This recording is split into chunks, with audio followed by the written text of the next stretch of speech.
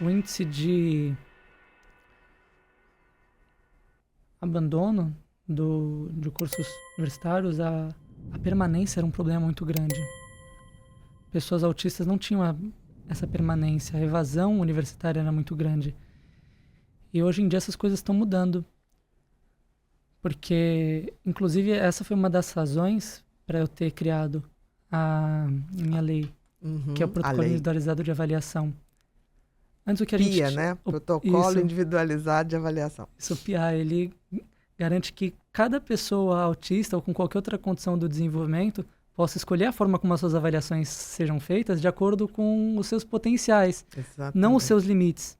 Essa lei é estadual. Isso é estadual. São Paulo. São Paulo. Foi a primeira lei estadual a ser criada por uma pessoa autista na história do país. Que lindo isso. E é uma lei que garante autonomia para milhares de outras pessoas autistas e com condições diversas do desenvolvimento, porque possibilita que elas sejam protagonistas dentro desse processo.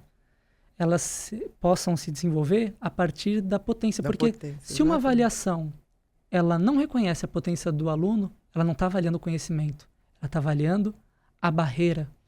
Um exemplo da minha vida universitária.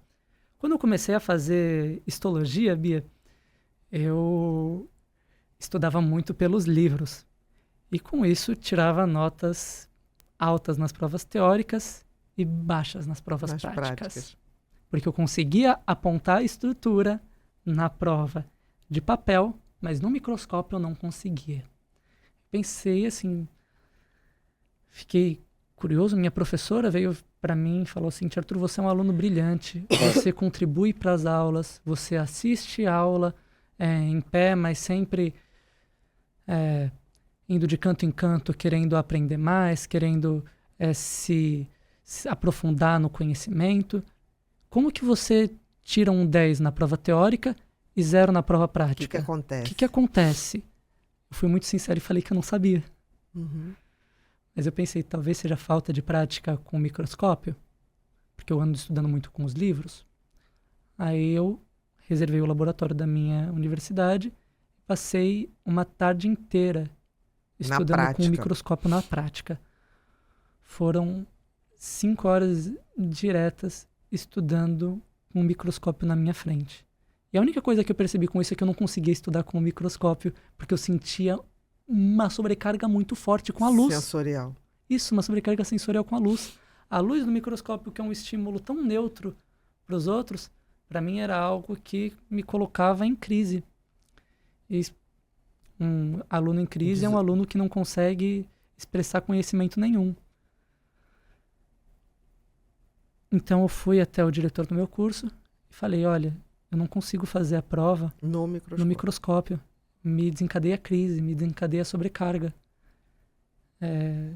Ele, que é um grande parceiro, um grande amigo, o diretor do meu curso, virou para mim e falou o seguinte: Arthur, olha, as provas que você já fez, não tem o que a gente fazer. Mas a próxima prova, que é a última desse semestre, a da próxima semana, você vai começar a fazer de uma forma diferente. A gente vai dar um jeito de conectar o microscópio a um monitor, a uma tela. E você vai apontar da tela. Perfeito. Com isso, de 0, minha média foi para 10. Tirei 10 naquela prova. Ou seja, as provas anteriores estavam avaliando o meu conhecimento ou estavam avaliando a barreira? A barreira sensorial. A barreira sensorial. Essa outra prova avaliou o mesmo conteúdo, mas de uma forma distinta. Uma forma que acolhia a minha diferença. E que você poderia ver. Isso. Sem o excesso de luz. Sem o excesso de luz. Aquilo foi uma acessibilidade. Com certeza. E o protocolo individualizado de avaliação nasce para isso, para dar garantia de que todo estudante autista ou com qualquer outra condição do desenvolvimento não seja deixado de lado dentro do processo de avaliação por conta das suas dificuldades. Porque antes, no estado de São Paulo, a gente só dependia, por exemplo, da Lei Berens-Piana, da Lei Brasileira de Inclusão, que falam de adaptações razoáveis. Dentro da escola... Mas não dentro da potência. Não dentro da potência. Razoabilidade. Exatamente. Quando você está dentro de sala de aula, muitas vezes o professor, quando ele tem uma base dentro da educação, uma base dentro da pedagogia, ele vai reconhecer que razoabilidade está falando dentro da potência dos do sujeito. Agora, dentro da universidade, eles usavam a seguinte justificativa. Eu não acho razoável. Não é razoável nenhum tipo de acessibilidade para você, porque se você está aqui, é porque você consegue, assim como todos os outros, fazer tudo do mesmo jeito. Mas não é. Mas não é. E o PIA tem essa grande vantagem, porque ele coloca o referencial do aluno. E eu recebo tantas mensagens positivas. Não, é fantástico. O nosso grande sonho é que essa lei estadual vá de estado em estado. De estado em estado. Até a gente poder abarcar todo o país, né? Sim. Ela é de 2023, né? Isso. Essa lei. Ela foi protocolada. No estado de São Paulo. Ela foi protocolada agora na Câmara dos Deputados. Foi protocolada também no Distrito Federal, porque tem tanto a Câmara quanto a Assembleia, que é como se fosse uma Assembleia Legislativa Estadual, que rege o Distrito Federal enquanto Estado. Uhum. E a gente também está trabalhando para que seja protocolado em Minas, aqui no Rio de Janeiro, para garantir que cada vez mais estudantes, e não só estudantes autistas, todos os estudantes... Todos neurodivergentes. E todos os estudantes no geral, tenham o direito à acessibilidade para a sua necessidade. Ou para a sua potência. Acho que é mais Isso. do que para a necessidade, é para o que ele tem de melhor para entregar. Mas isso também, porque potência é necessidade, potência é ser explorada. Exatamente. A gente tem a necessidade de ser reconhecido, de ser validado enquanto sujeito. Isso faz parte da experiência humana, faz parte de qualquer vida que seja vivida de forma plena. E agora isso abarca, essa lei, todos os estágios. Então, eu recebi já um relato de uma mãe que estava desesperada porque o filho ia repetir de ano. Estava na quinta série, ele ia repetir porque tinha tirado notas muito baixas em todas as provas de matérias de humanas.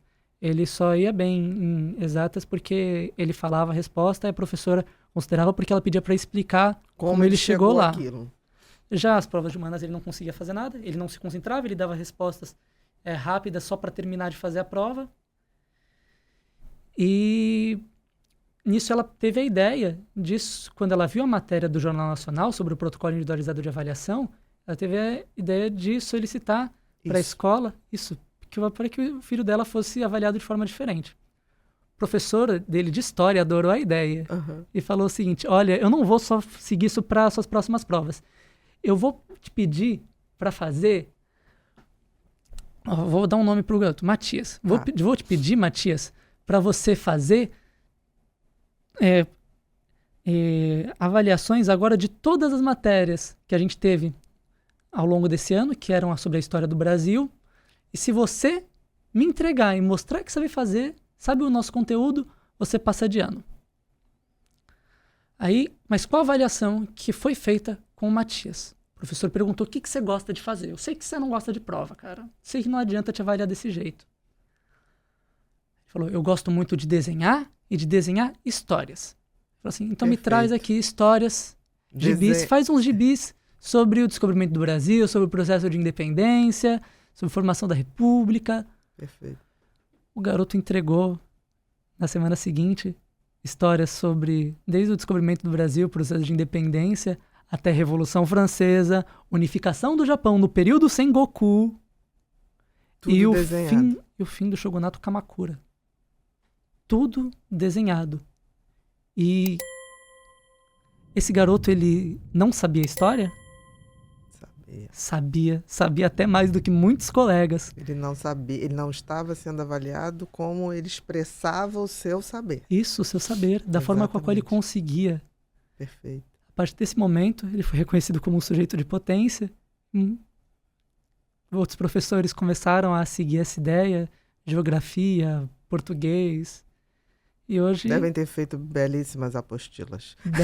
Não, belíssimas avaliações. Ele fez viraram apostila para muitos outros. As avaliações dele se tornaram um evento para os colegas. E material porque de estudo para outros colegas. Porque todos os colegas queriam ler e usar para estudar. Claro, isso foi material de estudo. Isso, e hoje ele está super bem. Potência máxima. Virou potência máxima. Perfeito. E hoje ele está super bem.